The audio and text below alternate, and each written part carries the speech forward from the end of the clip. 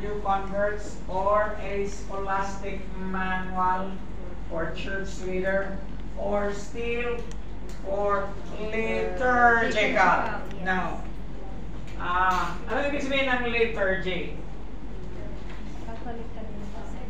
Ha?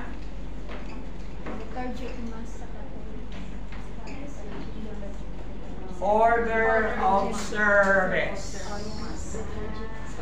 Okay? Diba? Ang order of service natin ay opening prayer. Okay? Anong sunod ng opening prayer? Welcome. Sa ibang church, meron pang testimony time. Sa ibang church, meron pang prayer for the sick. Kaya ang haba nung order of service. Hello? Amen. Ngayon, kung nasa isang maliit ka na church na katulad nito and magkakaroon ka ng multiple service, aalisin mo yung testimony portion kasi diyan tayo nagtatagal. Mga tao pag nakahawak na ng microphone, ayaw ng bitiwan. Okay? Hello? Amen. And so, pag sinabing liturgy, order of service. Now, sa order of service namin noon, meron pang tinatawag na scripture reading. Kung ano yung ipipreach ng pastor, babasahin yung scripture.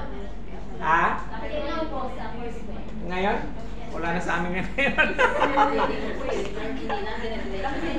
Kasi babasahin uli ng pastor pagka mag-preach na siya eh. Di ba? Sa church namin meron. And then meron pang responsive reading. The Lord bless you. First and second reading. And, di ba? Is it necessary to read the before starting the Yun na nga, kasi iyan, it depends on, the pastoral leadership kung ano ang gusto nilang ano. Ngayon naman may freedom na how you are going to define your own liturgy. Okay? So, liturgical and homiletical reading. Now notice that word, homiletical reading.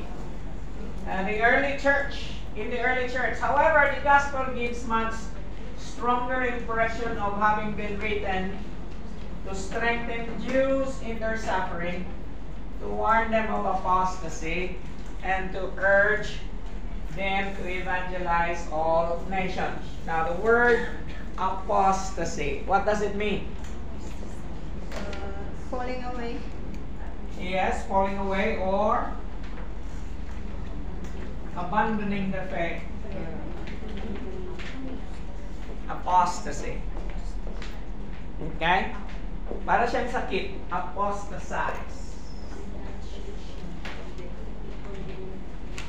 Now, according to Donald Bridges, Why Four Gospels? The Gospel as a Christian Handbook may well be divided in the following outline. Christian Ethics, chapter 5 to 7. Itinerant Evangelism, chapter 10. Kingdom Teaching, chapter 13. Church Members, chapter 18. Prophetic Signs, chapter 24 to 25. So, pwede rin, tulad ng sinabi ko sa inyo kanina, different authors would have different divisions or arrangements. Okay? Universality. Gentile Magi from the east worship the infant Christ. So, there is a theme of universality in the book or in the Gospel of Matthew. Pag sinabing universal, kasama lahat or pangkalahatan. Okay? Iba-iba ang mga bansa.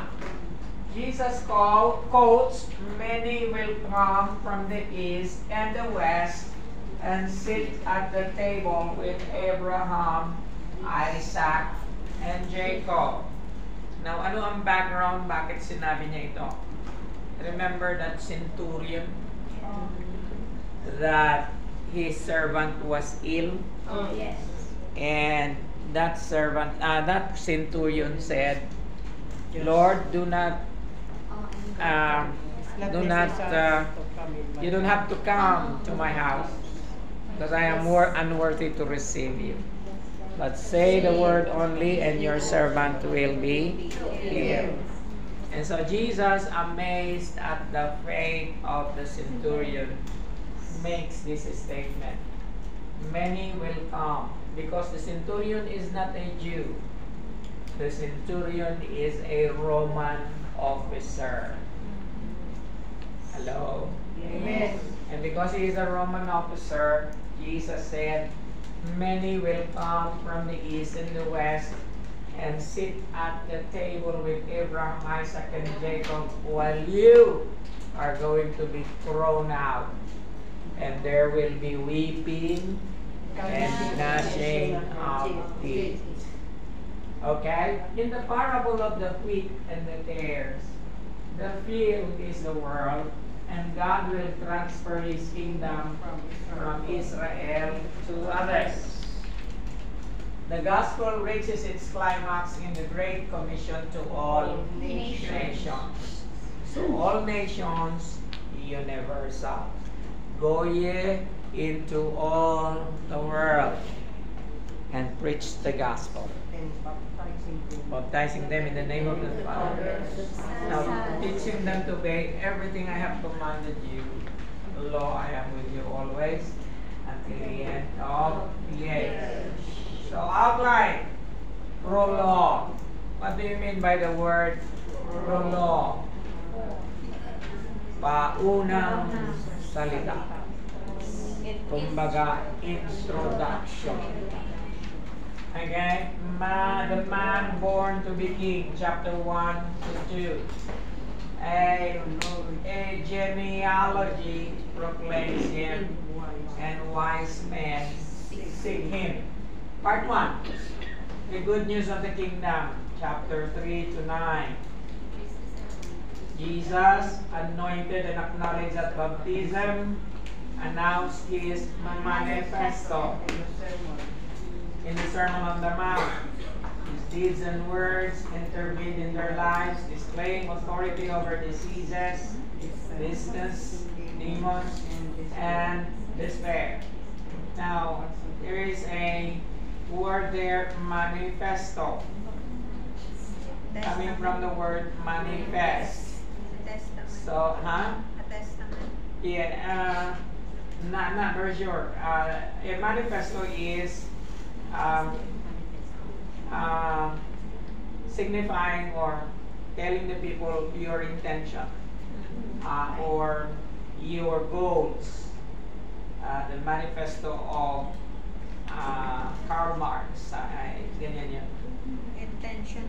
Yes, what you intended to do or the principles of your movement or that is manifesto. Comes from the word manifest, I believe. Intended to do. Now, part 2 is ambassadors of the kingdom. Jesus sends out his evangelists armed only with compassion and commitment. Secrets of the kingdom, explaining the true meaning of his rule in a series of parables. Jesus offers himself as the heart of his message. The turning point of the gospel, challenged the proud and disciples alike with the question of his identity. Part 4, the progress of the king, affirmed by God, transfigured in glory, continues to teach and heal, but with emphasis on his suffering and fall for a changed life to his followers. Part 5 is the passion of the king. Now, here's again another word that has dual meaning. So, the first meaning of the word passion is ardent desire. Now, what is the second meaning of passion? You remember Passion of Christ. the film, The Passion of the Christ? Yes. So what does it mean? So pinapanood nyo lang, hindi nyo alam kung ano yung ibig sabihin. What does it mean? Yes, the word is suffering. So when it pertains to the Lord Jesus Christ, when it is said the passion of the Christ, it simply means the suffering of Christ. Okay? Remember that. Okay. Say it again. Passion of Christ. Passion of Christ. Suffering of Christ. Again. Passion of Christ. Suffering of Christ. One last time. Passion of Christ. Suffering of Christ. Okay?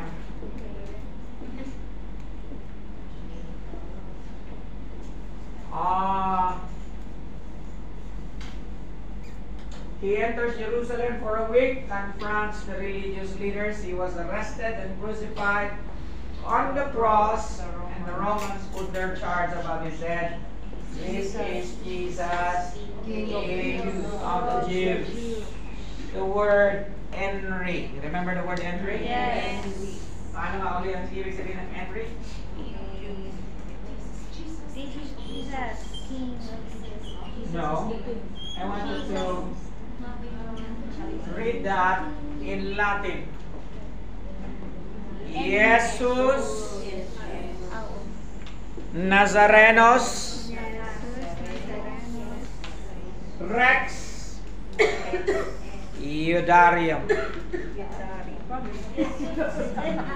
Ano specification? Okay. Jesus is spelled as Jesus in Latin. Okay? Jesus Nazarenos Rex. Lodario. Rex Lodario. Iudarium. Yuda. So in English, Jesus of Nazareth, King of the Jews. Do not forget that. That will make you the smartest in the room. Ang dami na nating word for today. Okay? Jesus Nazarenos Rex Iudarium. This is Jesus King of the Jews. of Nazareth, King of the Jews. Now, epilogue. Bakit kailangan merong Nazarenos? Because there are many Jesus in Jesus' name. So they are known for the place where they were born or they have stayed. So, Jesus who? Knock knock. Who's there? Jesus. Jesus who? Nazarenos. Okay. Now, epilogue. So kung ang prologue ay introduction, ano yung epilogue? Conclusion or pahuling salita? Okay? The man with authority, he rises from the dead, commissions his followers to teach and convert the nations with his authority. The direction of the prologue is reversed. Before, Gentiles came seeking him. Now his ambassadors go seeking the Gentiles. Now, does that end? Meron pa? There is still kind of writing. Madami pa?